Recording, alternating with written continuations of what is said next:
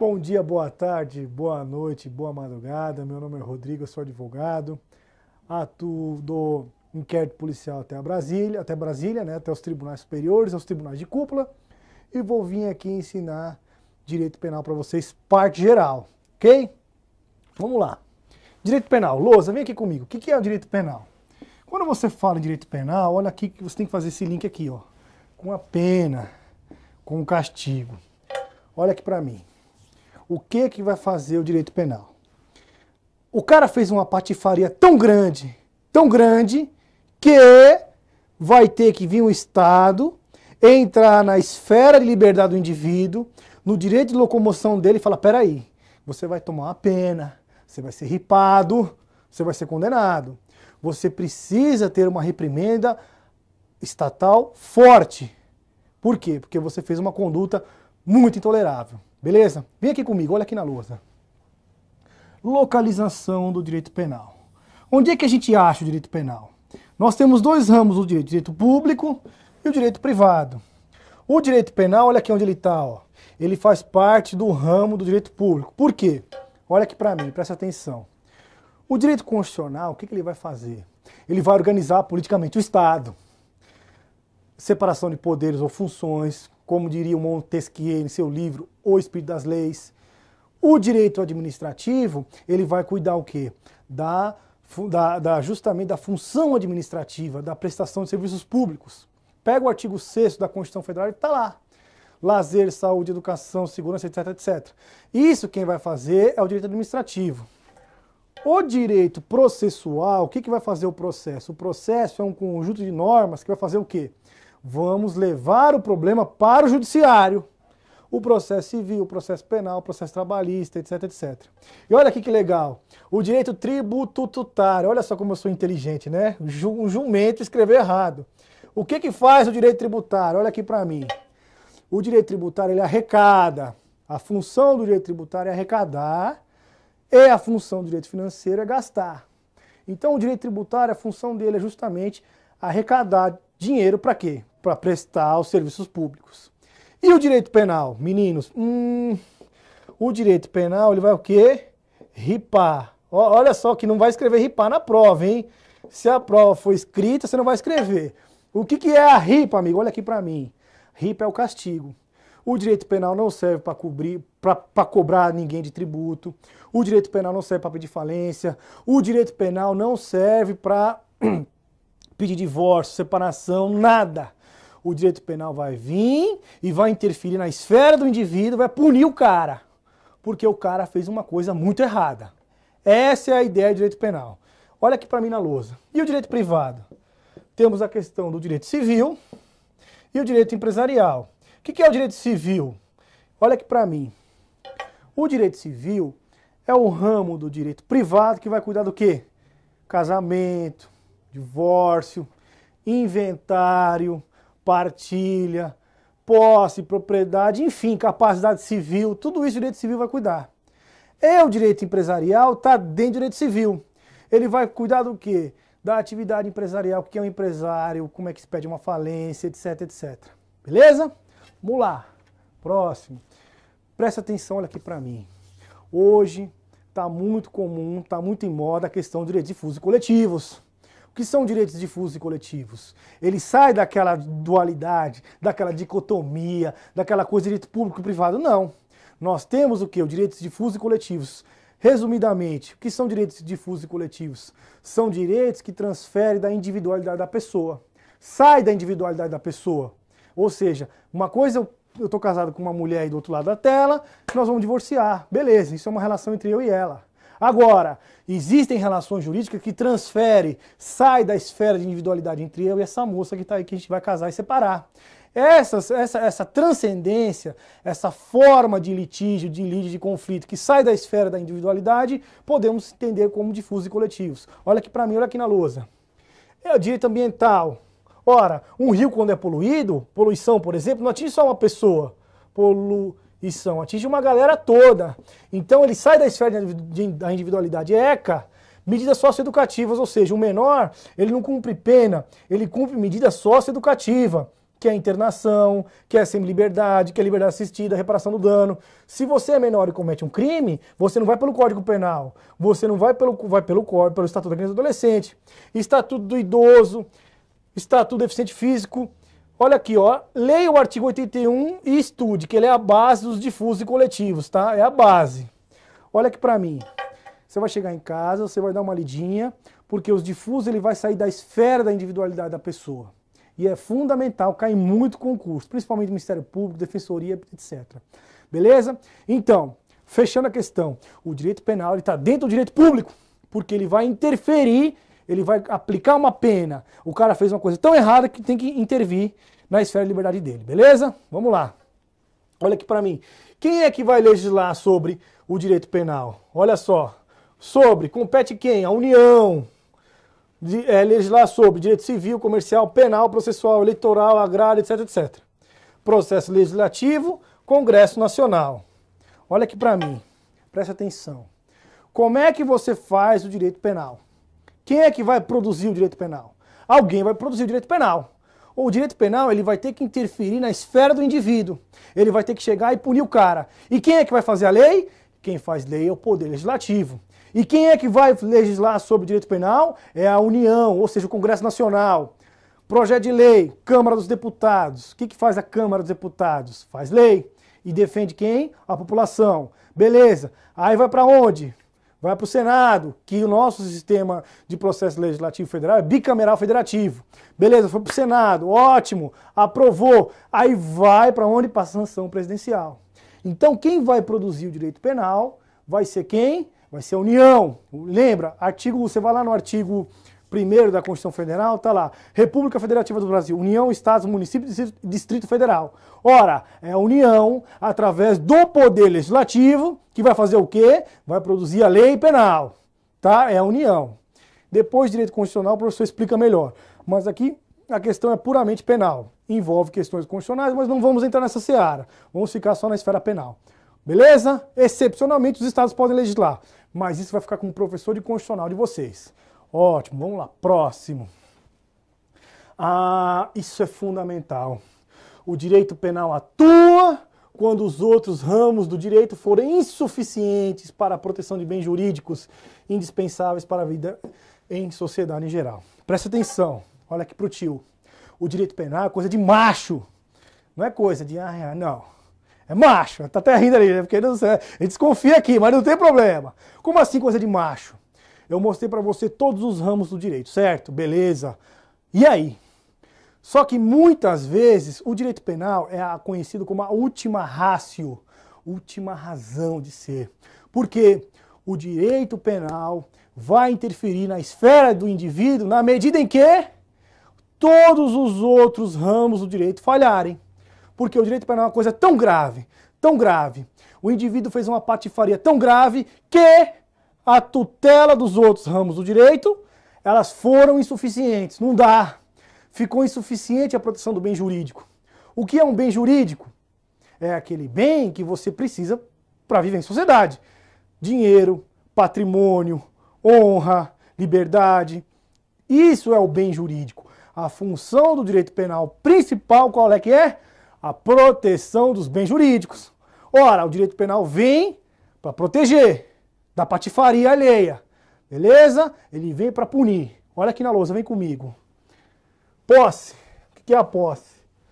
O possuidor pode intentar ação de esbulho ou a de indenização contra terceiro que recebeu a coisa esbulhada sabendo que não era. Presta atenção, olha aqui para mim. Tá vendo aqui, filho? Ó, esse microfone aqui, ó. Ele até tá com medo de eu fazer alguma coisa errada e dar errado e gravar tudo errado, mas calma. Esse microfone aqui não é meu, certo? Não é meu, esse microfone aqui é do cursinho. Porém, quem está com a posse dele? Sou eu, certo? Então eu tô com a posse desse microfone. Então, na medida em que a posse desse microfone é minha, eu tô com ele. Só que de repente, dona Louca, acabou, tchau, o curso, tchau, tchau, beleza, tchau, vou embora. Aí eu vou embora. Aí eu levo o microfone para minha casa. Ora, é furto, eu não posso levar o que é meu. Então o direito civil não conseguiu proteger somente esse bem. Precisou do direito penal. Para quê? Para me punir, porque eu não posso furtar o que não é meu, eu não posso pegar o que é meu. Beleza?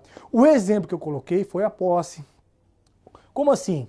O cara vai lá e invade. Olha aqui na lousa, vem comigo. O que é isso, esbulho? Esbulho é invasão. Invasão. O cara foi lá, invadiu a casa, invadiu uma coisa que não era dele. Beleza? Beleza.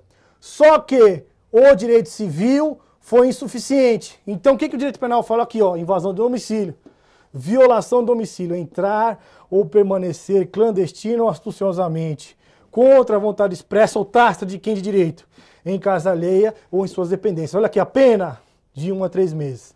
Então, uma norma penal vai ter aqui o princípio primário. O que é isso? Vai descrever a conduta criminosa.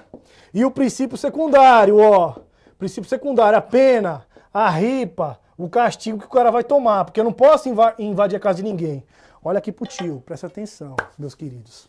Ora, vocês estão vendo que o direito civil foi insuficiente. Na medida que eu esbulhei a sua casa, o direito civil não deu a proteção necessária para o bem jurídico da propriedade. E o direito constitucional, ele garante o direito da casa. A casa é asilo inviolável. Ora, então vou proteger a casa civilmente e penalmente, porque só o direito civil foi insuficiente. Por isso que o direito penal tem a função de intervir quando todos os outros ramos do direito falharem. Beleza? Vamos lá, lousa. Direito autoral. São obras intelectuais por criação do espírito, expressas por qualquer meio, ou fixada a suporte tangível ou intangível, conhecido que se invente no futuro, tais como composições musicais que tenham ou não a letra. Olha aqui pra mim, vou pegar um caso prático. Os Mamonas Assassinas. Aquela música lá, roda, roda e vira, solta, roda e vem, passar a mão, não vou falar o que você já sabe, o resto da letra, né? Porque eu não posso falar, não comi ninguém, opa, não é isso daí. Ora, essa letra de quem era? Do Roberto Leal. Se você for lá atrás, você vai ver que o Roberto Leal, a melodia da letra é do Roberto Leal. Ora, os Mamonas, no momento que eles fizeram isso daí, o que aconteceu? Eles tinham que ter pedido autorização do Roberto Leal, mas eles não pediram. Mas o Roberto Leal foi gente boa, falou, não vou processar ninguém, deixa quieto, é bom que até promove. Mas os Mamonas, quando eles fizeram isso do Roberto Leal, essa música, eles tinham direito de royalties. Eles tinham direito ao quê? A uma parte da música. Por quê? Porque a melodia não foi dos Mamonas, foi do Roberto Leal. Vem comigo, olha na lousa. Textos, obras literárias, artísticas ou científicas. Olha aqui pra mim. Eu não posso pegar e escrever um livro e falar que fui eu, só que foi um outro autor. Isso daí o que é? Estou violando o direito autoral. Beleza? Beleza. Se eu fizer isso, cabe uma ação de indenização, direito civil. Isso é muito comum no meio artístico, cara. O ramo artístico volta e meia tem um processando o outro por plágio, etc, etc.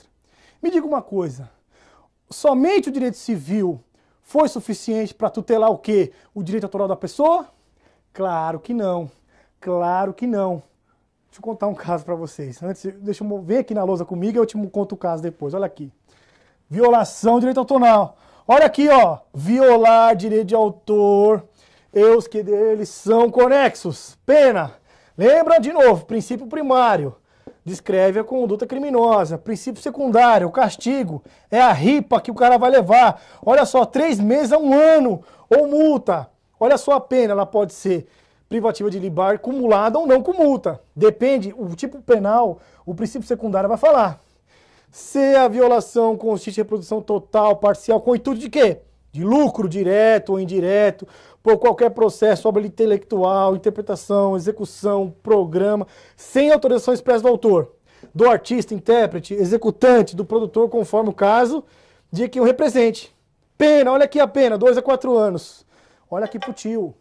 Ora, a proteção do direito autoral ficar só na esfera civil foi insuficiente. Precisamos chegar no direito penal e aplicar uma pena. Uma história, você não vai acreditar. Conheci um advogado criminalista, ou seja, o cara sabe, né, o que é crime ou não é crime. Pegou uma obra de um colega e começou a escrever. 86% ele copiou. Beleza, foi lá e vendeu, como se fosse dele. 84% da obra do colega ele copiou e vendeu como se fosse dele. Um advogado criminalista. Além de responder à ação civil pelo direito eleitoral, pelo direito, perdão, autoral, ele também tomou uma condenação. Mas você vê, um advogado criminalista, que não é idiota, foi tomar uma condenação dessa. Então, o que eu quero passar para vocês? O direito penal, o direito civil, ele foi insuficiente para a proteção dos bens jurídicos. Então o que eu preciso? Eu preciso do direito penal.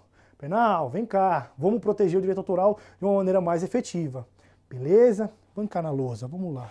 Próximo. Direito civil. Olha só o direito civil. Considera assim, mora o devedor que não efetuar o pagamento e o credor que não quiser recebê-lo ao tempo, no lugar e na forma que a lei e convenção estabelecer. Isso aqui é direito civil. Responde o devedor pelos prejuízos que a sua mora der causa, mais juros, atualização dos valores monetários segundo índices oficiais regularmente estabelecidos em honorário de advogado. Presta atenção. O que é a mora? Mora é o retardamento culposo no cumprimento de obrigação. Você tem uma conta para pagar, dia tal. Você não pagou essa conta, o que acontece? Você está em mora. O que é a mora? É um ilícito civil. A mora, qual é a consequência? Os juros. Você não pagou uma conta no dia, vai ter um juros, você vai pagar um juros. Juros e a correção monetária, que não vamos entrar aqui na diferença, que não é o direito civil. Porém, existe um juros, existe uma penalidade civil do ponto de vista de quem atrasa um pagamento. Beleza? Beleza. Agora, dependendo da situação, isso configura o quê? 171, um estelionato. Aqui em São Paulo, a malandragem de os estelionatários é chamada de Raul. Raul significa estelionatário, a gíria do cara, como o Jack é estuprador. Então, dependendo da situação, amigo, você cai no estelionato. Ó, ou você tá no estelionato, ou você tá no ilícito civil. Depende do jogo de cintura do teu advogado, do promotor, do juiz, do delegado, enfim. O que o delegado vai te enquadrar? E aí o advogado fala, não, isso é ilícito civil. Aí o que ele vai falar? Não, é estelionato. Depende do caso concreto para poder destrinchar. Vem comigo na lousa. Olha só. O que é o estelionato? Obter para si ou para outra vantagem ilícita. Espera um pouquinho, olha aqui para mim. Vantagem ilícita. Me fala uma coisa. Qual é a diferença da mora? A mora você também está tendo uma vantagem ilícita quando você não cumpre uma obrigação. E qual é a diferença do estelionato? Ora, a diferença é de essência. Aí você vai apurar no caso concreto se o ilícito é civil ou penal. Então tá sempre ali, ó. Ilícito, estelionato e o ilícito civil, eles são frutos da mesma árvore. Vai ter que ver qual é o caso concreto que vai ver se você vai enquadrar no estelionato ou não. Vem comigo na lousa. Ó, em prejuízo alheio. O cara também está em prejuízo. Induzindo ou mantendo alguém em erro. Ah, então peraí, mediante artifício ardil ou qualquer outro meio fraudulento. Pena, reclusão de 1 a 5 anos. Olha só, a norma penal, princípio primário, descreve a conduta criminosa. Princípio secundário, a pena. E olha só, pena e multa ou multa. Depende, e ou. Tá? Beleza. Olha aqui pra mim. Bilhete premiado. O maluco chega lá, eu tô com um bilhete premiado de 5 milhões. Aí o imbecil vai lá e compra. Por 2 mil reais, por 3 mil reais, por 5 mil reais, um bilhete de 20 milhões. Ora, claro que isso é estelionato. Isso saiu fora da esfera do direito civil. Por quê? Apesar da vítima ser uma besta, não é porque a vítima é uma besta que ela vai ter que tomar golpe toda hora porque ser besta, imagina. Então, essa conduta é reprovável, o bilhete premiado. Tem que pegar o cara e punir, não fica só na esfera civil. Vai pro criminal também, beleza? Vem aqui pra lousa, olha aqui comigo. Essa daqui dá pra brigar. Fraude no pagamento de cheque. Emitir cheque sem suficiência de provisão de fundos, sem pôr em poder do sacado ou lhe frustrar o pagamento. O que é o sacado? O sacado é o banco, entendeu? Sacador, sacado, não, sacado, beneficiário, é isso mesmo. Então, beleza, olha aqui pra mim. 171 do Código Penal, inciso 7. É isso mesmo. Estelionato. O que é o estelionato? Cheque sem fundo. Qual é o limite do estelionato e ilícito civil? Depende, é o caso concreto que vai dar. Se o cara dá um cheque sem fundo de 300, 400 reais, 300, 500, isso daí é um ilícito civil. Agora, se o cara é um falsário, um cheque 3, 4, 5 mil reais, cheque sem fundo, aí saiu da esfera do direito civil, foi para onde? Nós vamos ver mais para frente o dolo. O cara tem um dolo de fraudar, tem a vontade de fraudar, o desejo de fraudar.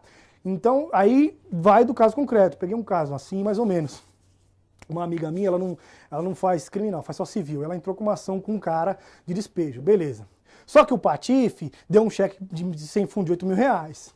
Eu liguei pro cara, tem como a gente fazer um acerto? Você é um advogado vagabundo, você não vale nada. Eu falei, tá bom. Fui lá, qualquer um do povo pode instaurar um inquérito policial. Fiz uma petição pro delegado, instaurei um inquérito policial, protocolei com base em que artigo? Olha aqui, ó, lousa aqui comigo. Fraude, pagamento, cheque sem fundo. Beleza, olha aqui pra mim. instaurou inquérito policial. Aí ele vai ter que provar que não é fraude ou não, mas que o cheque, que a materialidade delitiva está lá. Entenderam? Por que o direito penal, onde fica? O penal ele vem quando é insuficiente a proteção do direito civil. Beleza? Joia, meninos? Vamos lá. Ótimo. Penas. Quais são as penas, cara? O que é a pena? Pena é o castigo. Certo? É o castigo que o cara vai tomar. Isso daqui está onde? Na Constituição Federal. Você vai lá pegar a Constituição Federal e você vai ver. A lei regular individualização da pena. E adotará, entre outros, as seguintes. Olha só. Privação ou restrição da liberdade. O que é a privação? Essa daqui é a cadeia. Cadeia. Essa daqui é a restrição da liberdade. Não é necessariamente uma cadeia. É uma prestação de serviço à comunidade. Perda de bens. Multa, que a gente viu lá. Que a pena pode ser uma cadeia, pode ser uma restrição de liberdade, pode ser uma multa. Prestação social alternativa, que também pode ser restrição da liberdade. Suspensão ou interdição de direitos. Olha aqui para mim. A gente tem a ideia de achar que pena é só cadeia. E a melhor pena é a cadeia. Não, não necessariamente. Depende muito do caso concreto. Ora, muitas vezes a pena, uma prestação social alternativa, é muito melhor do que uma cadeia. Põe um cara lá para cuidar no hospital, para cuidar de gente morrendo de AIDS. Enfim, o que mais tem é pena alternativa. Cuidar de biblioteca, limpar a rua. É muito mais inteligente você dar uma pena alternativa, dependendo do crime que ele cometeu, do que entuchar na cadeia para o cara sair pior do que ele entrou. Então a Constituição Federal ali fala o seguinte, olha, essas são as penas. Beleza? Vamos lá, Lousa, vem comigo. Reclusão e detenção. Como é que a gente cumpre uma pena? A pena de reclusão deve ser cumprida em regime fechado, semiaberto ou aberto. A detenção em regime aberto ou aberto, salvo necessidade de transferência para regime menos fechado. Olha aqui para mim, presta atenção. O que é a pena? O cara foi lá e tomou a condenação. O nosso sistema de cumprimento de pena ele é progressivo. O cara está no fechado, vai para o semiaberto e vai para o aberto. Certo? Ele progride e ele também regride. Aberto, semiaberto e fechado. Certo? A mesma coisa. Pau que bate em Chico, bate em Francisco também. Então, o cumprimento de pena é um regime aberto e fechado. Agora, você pode progredir ou regredir. Ou você pode começar direto no regime aberto, ou você pode começar direto no regime semiaberto. Depende como o juiz, na sentença, o que é a sentença? O poder é o momento pelo qual o juiz aplica a lei ao caso concreto. Quem vai definir isso é o juiz. Aí você vai brigar se é justo ou não é justa a pena. Beleza? Olha aqui para mim, Lousa. A execução penal tem por objetivo efetivar as decisões na sentença, que é a decisão que aplica a pena, ou decisão criminal, que são sinônimos, e proporcionar as condições para a harmonia e integração do social do condenado ou do internado. Olha aqui pra mim. O cara tomou uma ripa, foi condenado. Beleza. Sai do processo de conhecimento, vai saber se o cara cometeu um crime ou não. Foi condenado? Beleza. Pega esse processo e leva pro juiz da execução penal, que é o juiz que vai acompanhar o cumprimento de pena do cara. Porque quem vai progredir de pena do cara não vai ser o juiz que condenou, vai ser o juiz da execução penal. Se o cara tem bom comportamento carcerário, se não tem, tudo isso daí é o juiz da execução penal que vai cuidar. Beleza? Vamos lá. Ah, pena de morte. Pena de morte. Não haverá penas de morte, salvo em guerra declarada nos termos do artigo 84. Olha aqui para mim, presta atenção. O Brasil tem pena de morte? Não, não, não, não. Calma, calma, calma. Depende. A resposta é, isso cai muito nego no exame oral. Já vi em exame oral de magistratura, exame oral do Ministério Público e teste.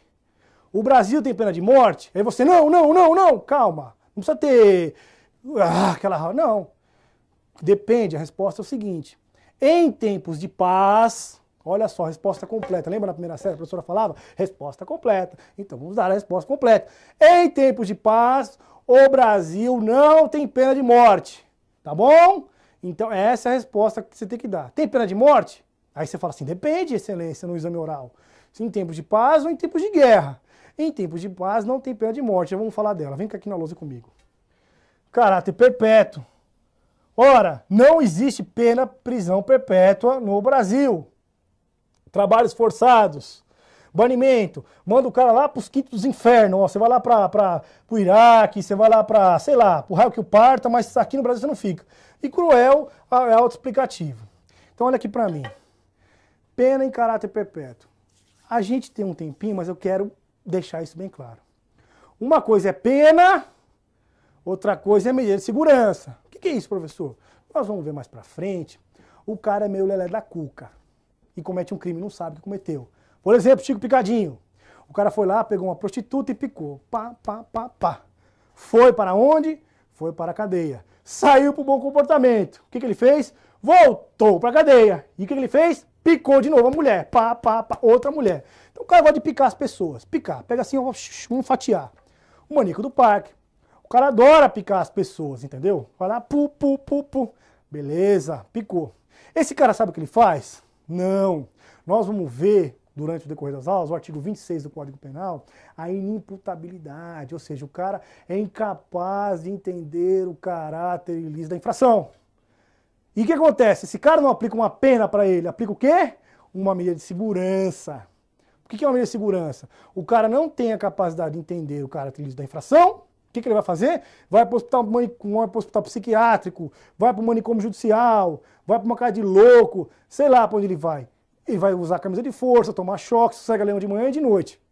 Agora, isso não é prisão perpétua. Isso chama-se medida de segurança. Por quê? Como o cara não tem a capacidade de entender o caráter ilícito da infração, ele é considerado como doente. E como ele é considerado como doente, ele fica internado. Por quanto tempo? Meu amigo, enquanto durar a loucura dele. Por isso, você que está divulgando na área, se você vê o cara, se ele é meio lelé da cuca, e você tem que ver essa família, ó família, o que você quer? Uma internação para ele? Se você pedir internação e um laudo de um psiquiatra dizer que ele é lelé da cuca, só um outro psiquiatra vai revogar o laudo um mês depois que curar. E quando vai curar? Só Deus sabe. E isso daí não é pena. Aí a doutrina vai divergir. Mas para fins de teste, o que acontece? Isso é uma medida de segurança. Por que ela tem caráter perpétuo? Por que a medida de segurança ela pode ter o caráter perpétuo? Porque vai depender da loucura do cara, se vai curar ou não. Então, cuidado, tá? Uma coisa é pena, outra coisa é medida de segurança. Muito embora a essência das duas é punir o cara, a pena não. A pena perpétua pressupõe que o cara sabe o que ele está fazendo e vai ficar para sempre. A medida de segurança não. O cara teve uma loucura e vai melhorar com o tempo. Beleza? Vamos lá. Ou não, depende. Vem aqui na lousa comigo. 84. Compete privativamente ao presidente da República. Olha só, voltando à pena de morte. Declarar guerra nos casos de agressão estrangeira autorizado pelo Congresso Nacional ou eventuado por ele, quando ocorrida no intervalo das sessões legislativas e na mesma condições de decretar total ou parcialmente a mobilização nacional. Olha aqui pro tio. A Argentina vai lá invadir. Vamos invadir! Pá, pá, pá! Quer dizer, então as Forças Armadas, elas têm que ter uma logística preparada para quê? Para repelir a agressão estrangeira. Aí o que acontece? Peraí, o presidente vai e declara guerra. Congresso, vai, se adianta, Congresso. Nós estamos perdendo. E o Congresso, aí é a inércia do Congresso. O Congresso não pode ser inerte. Tem que ver a situação de emergência, a situação beligerante. O pau está quebrando, estado de sítio. O professor de Direito Constitucional vai falar para vocês. E aí, pá, beleza, declarou estado de guerra. Mas a guerra é um ato muito grave. Não é assim o presidente da República acorda, vou declarar guerra. Vou declarar guerra, aqui naquele débil mental da Coreia do Norte lá. O cara fala assim, vou declarar guerra contra a Coreia do Sul. Dane-se. Não é assim. Precisa ter o referendo do Congresso Nacional para poder quebrar, para poder declarar guerra. Beleza? Beleza. Declarou guerra, vamos lá. Pá, faz de conta que nós estamos declarando guerra. Aí, ó, declarou guerra, entra o quê? O Código Penal Militar. Porque, olha aqui, nós temos no Código Penal Militar, na parte especial, dos crimes militares em tempo de paz. Praticar violência contra superior. Pena, detenção 3 meses a 2 anos. Forma qualificada superior é comandante da unidade que pertence ao agente oficial general. 3 a 9 anos. Desrespeito ao superior. Desrespeitar ao superior mediante outro militar. Detenção de 3 meses a 1 ano. Se o fato não constitui crime mais grave. Olha aqui pra mim. Esse é o Código Penal Militar em tempo de paz. Vamos lá. Dos crimes militares em tempo de guerra. Olha aqui, ó. Traição. Tomar o nacional armas contra o Brasil, o Estado aliado. Ou prestar serviço às forças. Não foi eu que escrevi forças, é que o Código Penal é antigo, entendeu? O Código Penal Militar é bem antigo. Então a acentuação ainda é da época de 1940. Armadas de nação em guerra contra o Brasil. Olha aqui a pena de morte, olha aqui, ó.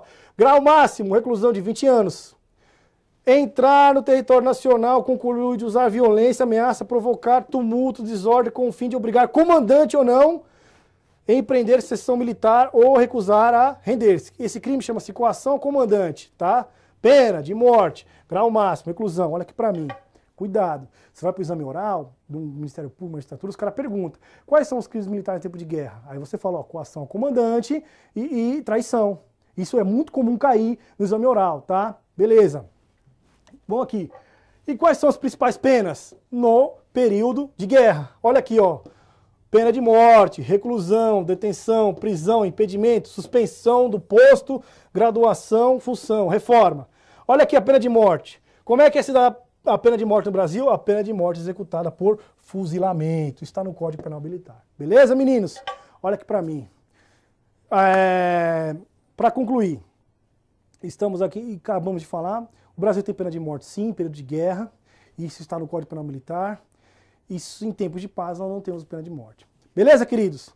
Agradeço a oportunidade. Muito obrigado pela atenção. Um abraço, fé, força e coragem. Valeu!